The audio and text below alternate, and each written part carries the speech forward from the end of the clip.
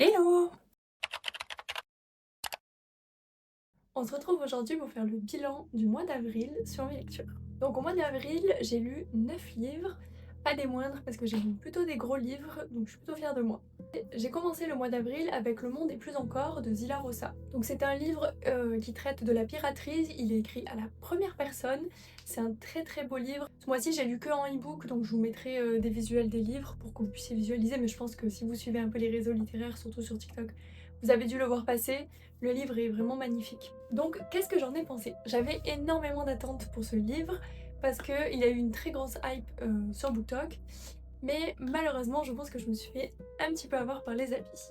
Avant de le commencer, j'ai vu que des avis positifs sur le livre. J'avais vraiment pas vu de personnes qui le critiquaient ou qui avaient trouvé des choses en tout cas négatives à dire. Donc je me suis lancée dans cette lecture avec énormément d'attentes et je pense que c'est ce qui a un peu tué déjà ma lecture. Donc déjà je ne savais pas qu'il était à la première personne et j'avoue que je préfère lire des livres à la troisième, donc déjà ça m'a un peu dérangée. Mais selon la plume de l'auteur, ça le fait.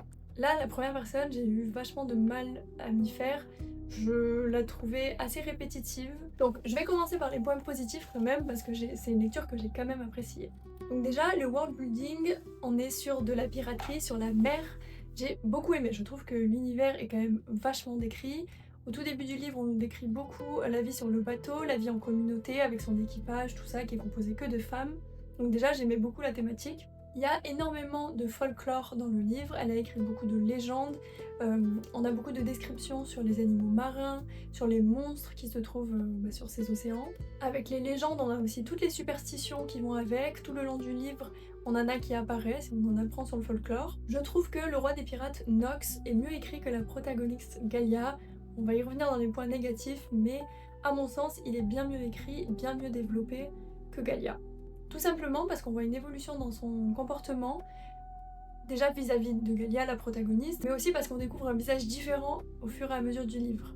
Aussi, point qui a été beaucoup relevé par le BookTok, et c'est aussi pour ça que j'ai envie de le lire, il y a de bonnes joutes verbales entre les deux personnages, entre Galia et Nox, qui sont censés du coup être ennemis, mais qui sont obligés de collaborer dans une quête. Et donc, il y a beaucoup de joutes verbales, ils font que se renvoyer la balle. C'est assez plaisant à lire, même si parfois, et j'y reviendrai encore après, je trouve que le personnage de Galia a des joutes verbales un peu vulgaires et pas forcément bien placées. Il y a une romance du coup dans ce livre, mais elle est vraiment slow burn. Je me souviens pas si ça va être une duologie ou une trilogie, mais en tout cas du coup il y a une romance. Elle apparaît, je dirais, vers les 70-80% du livre. Avant ça c'est vraiment ennemi. Donc ça j'ai vraiment apprécié pour le coup, parce que c'est vrai que j'aime pas les romances qui vont beaucoup trop vite. Ensuite, au fur et à mesure du livre, il y a des confessions qui se font entre les personnages. Je les trouve plutôt bien écrites, même si du coup la protagoniste, elle, les trouve hypocrites, tout ça dans l'histoire, je trouve qu'elles sont très bien amenées. Il y a aussi des morts pendant ce livre qui sont importantes pour nos personnages. J'ai trouvé assez sympa parce que du coup c'est censé être une dark fantasy, donc une fantasy quand même assez sombre et pour adultes. Pour le coup, je trouve pas forcément qu'on pourrait lui donner le nom de dark fantasy parce que, en tout cas, ce tome 1, je le trouve pas dark. Après, je pense que ça en est une tout simplement parce que la suite va être beaucoup plus sombre, je l'espère.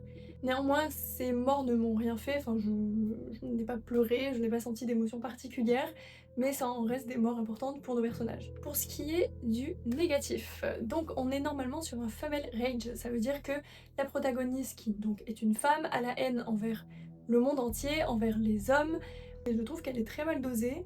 En fait, la protagoniste Galia, elle est toujours sur les nerfs. Jusqu'à 80% du livre, elle est toujours sur les nerfs, et je trouve que ce n'est pas toujours justifié. Elle s'énerve, elle part au quart de tour, elle part dans des insultes. En fait, ça manque de contexte de pourquoi notre protagoniste est en colère comme ça contre les hommes, contre le monde.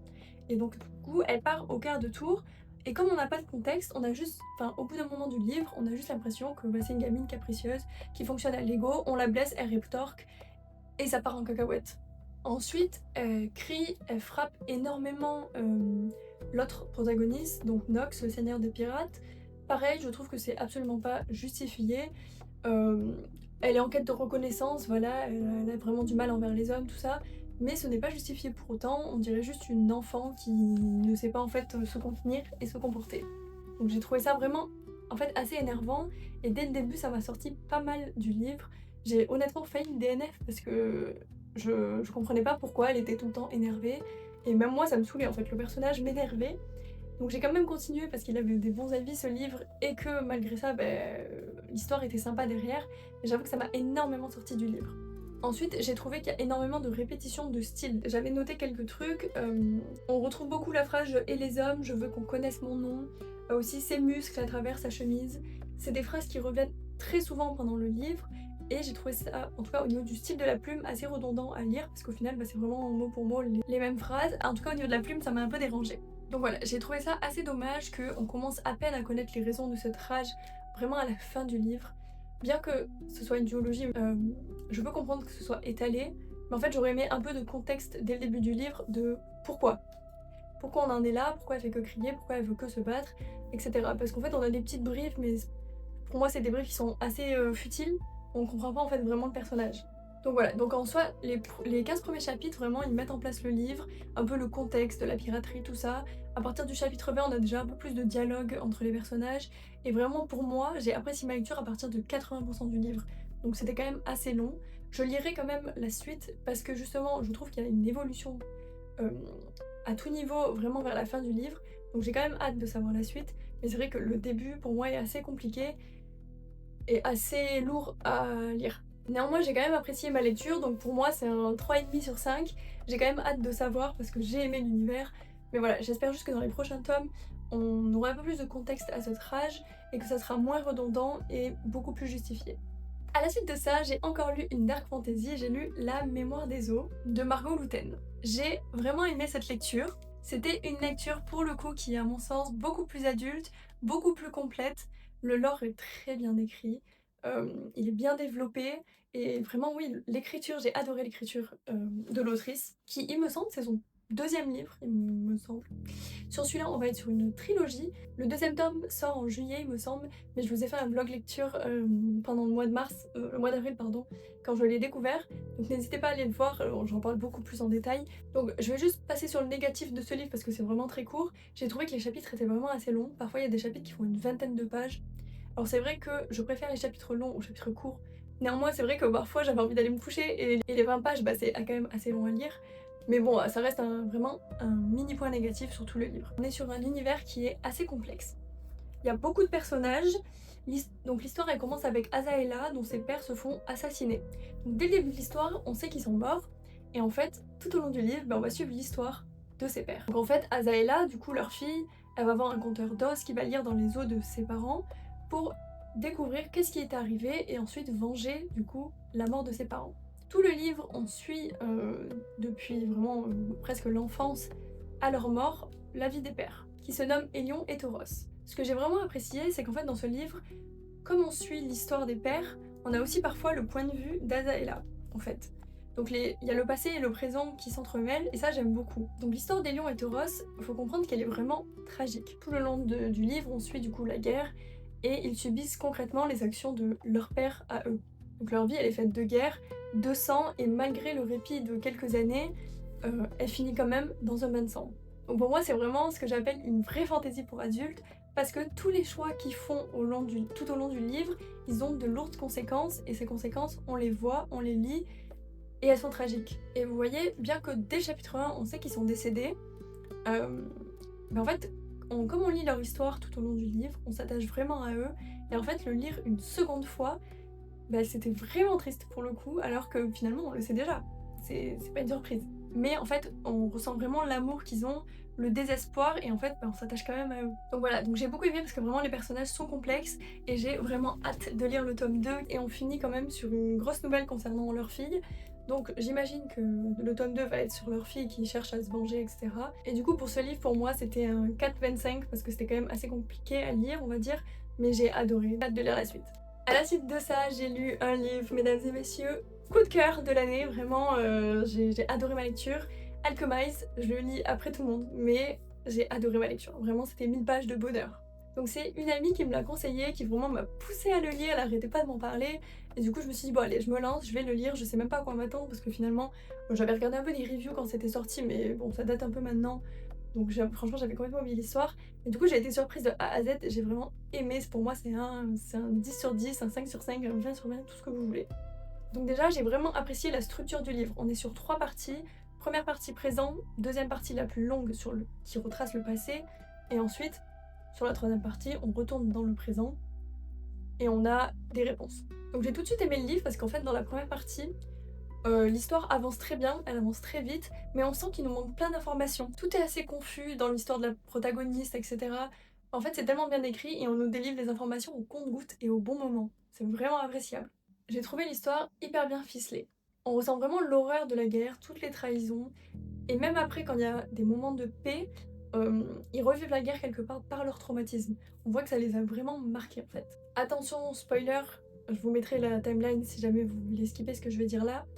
Mais à la fin, donc ça se finit bien, j'ai adoré quand ils sont sur l'île, il y a une des protagonistes qui propose justement à nos chers amis de revenir sur le continent pour un peu faire connaître leur histoire, etc. Et j'ai beaucoup aimé que justement ils refusent, en fait, que vraiment ils veulent se tenir loin de ça et guérir de ces traumatismes tranquillement, en paix, en faisant leur vie de leur côté comme ils en ont envie finalement. Et aussi cette fin est très mignonne parce que j'ai adoré voir du coup leurs deux enfants respectifs commencer finalement à s'aimer, si je peux dire, avoir des petites bribes, c'était très sympa. Et vraiment, leurs enfants sont le plus beau cadeau qu'ils peuvent avoir, alors qu'ils sont nés de quelque chose d'horrible pendant la guerre, d'une période extrêmement difficile. Et justement, je trouve ça assez symbolique qu'ils en font des enfants incroyables et d'amour finalement, c'est des enfants du fruit de l'amour. Vraiment passé par plein d'émotions dans cette lecture, j'ai vraiment adoré, pour moi c'est un 10 sur 10, je vous recommande. À la suite de ça, j'ai lu L'oiseau qui boit des larmes de Lee Young-do. Donc c'est une fantaisie coréenne qui a été traduite, il me semble, l'année dernière. J'en avais beaucoup entendu parler, du coup je me suis dit vas-y je veux le lire parce que vraiment c'est vendu comme le Tolkien coréen. C'est vendu comme ça non pas parce que ça ressemble au Seigneur des Anneaux ou Silmarillion ou que sais-je, non c'est vendu comme ça par rapport au développement et tout le lore que l'auteur a écrit. J'ai eu beaucoup de mal à le lire. Pour autant, j'ai adoré, mais j'ai eu du mal et ce qui fait que ma lecture est un peu... Je sais pas trop quoi en penser en fait. Donc c'est un monde qui est assez complexe, il y a plusieurs races différentes, avec des traditions différentes. Et donc, ils vont suivre une quête commune. Il y a 4 personnages qui vont devoir du coup suivre une quête. Et en fait, le début est assez flou pour moi. J'avoue que j'ai eu un peu de mal à rentrer dans l'histoire. Donc en fait, les premiers chapitres, on a un chapitre sur chaque race. Et après, ils se rejoignent. Et en fait, au début, je comprenais pas du tout. Vraiment, il y a beaucoup de descriptions. Et c'est vraiment un monde totalement créé et à part. Donc c'est vrai que j'ai eu un peu du mal à me mettre dedans, à comprendre et à essayer de visualiser tout ce qui se passait. Ensuite, point négatif à mon sens, il n'y a que 5 chapitres et le livre fait à peu près 500 pages. Ça veut dire que chaque chapitre fait 100 pages. Alors, pour toutes les personnes qui sont comme moi, qui n'aiment pas s'arrêter en plein milieu d'un chapitre, c'est assez compliqué parce que vous êtes obligé de lire vraiment d'une traite. Et bon, j'avoue que j'ai pas trop compris ce fonctionnement, mais ma foi, j'avoue que autant tout à l'heure je disais que 20 pages c'était beaucoup, mais alors 100 pages, je vous explique même pas. J'ai quand même apprécié ma lecture, je lirai la suite parce qu'il me semble qu'il va y avoir 5 tomes ou 3 tomes, je sais plus. Il y a pas mal de tomes en tout cas après celui-là. Je vais quand même le lire parce que dans ce tome-là finalement c'est que le chemin, le début du chemin vers cette quête. On sait même pas pourquoi finalement à la fin du livre, on sait même pas c'est quoi le but de cette quête. Donc je vais lire la suite parce que j'ai quand même envie de savoir et on s'attache néanmoins à ces personnages quand même. Les personnages sont assez atypiques, c'est quand même un peu drôle parce qu'ils n'ont rien à voir tous en commun, mais alors rien à voir. Normalement c'est des races qui sont censées se détester, donc justement c'est assez atypique et c'est assez drôle à lire.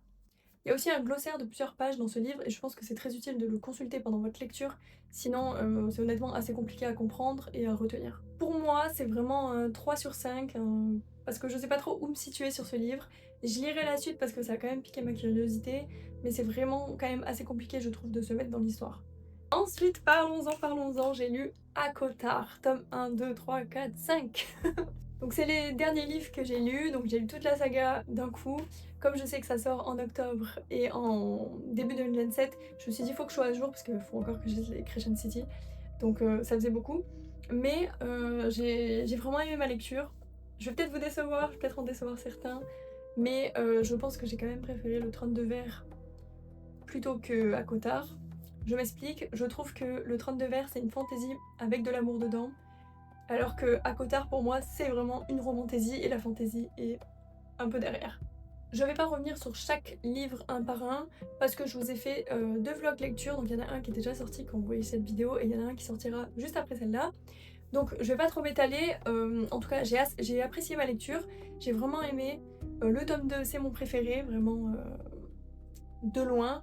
J'ai trouvé le tome 4 pas très utile, il fait 200 pages. J'ai vu où il voulait nous amener, mais bon, je l'ai trouvé assez futile. Le seul point négatif que je pourrais dire, c'est que vraiment je trouve que le 2, le 3 ça a été une masterclass. Le 4, bon bah j'ai capté que c'était un livre de transition vers l'histoire après, parce qu'en fait je savais pas, mais au début Sarah J. Maas elle voulait faire une trilogie, c'est pour ça que finalement à la fin du 3 ça peut totalement s'arrêter, mais qu'elle a voulu continuer, du coup elle a écrit le 4 pour faire un petit livre de transition finalement.